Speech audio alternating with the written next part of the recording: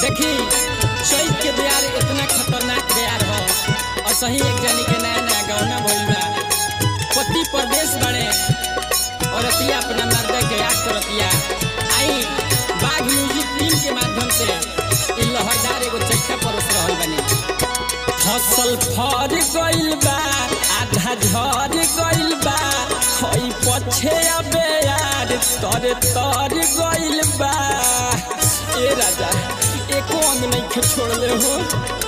फसल फर गइल बा आधा झर गइल बा बहे पछे अबे यार तर गइल बा। गावेला कोयलिया हो गावेला कोयलिया गावेला कोयलिया हो बिरही के गीतवा भातार अछैतवा सतावेला चैतवा बलम अछैतवा सतावेला चैतवा।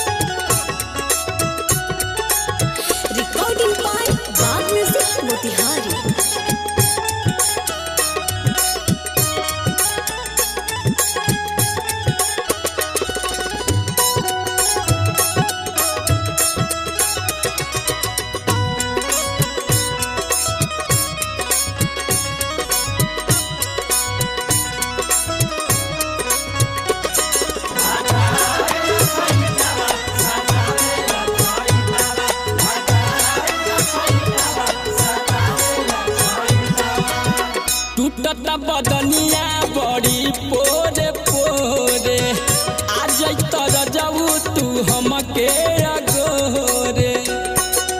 ए राजा बड़ी दिक्कत हो। टूटता बदनिया बड़ी पोरे पोरे आ जैतर जाऊ तू हमके अगोरे। सुखता के पानी हो सुखता के पानी भातार अछैतवा सतावेला चैतवा बलम अछैतवा सतावेला चैतवा।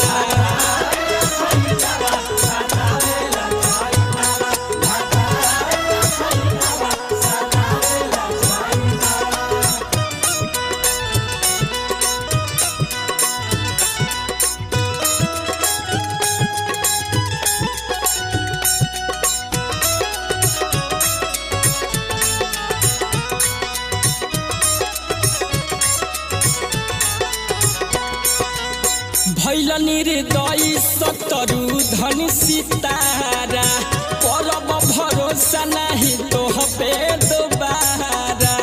अरे बड़ी निर्दयी बड़ हो का कहिए राजा। हाँ भैल निर्दयी सतरु धन सितारा परब भरोसा नहीं तोह पे दोबारा। रंजा राजा धानी हो रंजा राजा धानी रंजा राजा धानी न बनेला मन मितवा भातार अछैतवा सतावेला चैतवा भातार अछैतवा सतावेला चैतवा।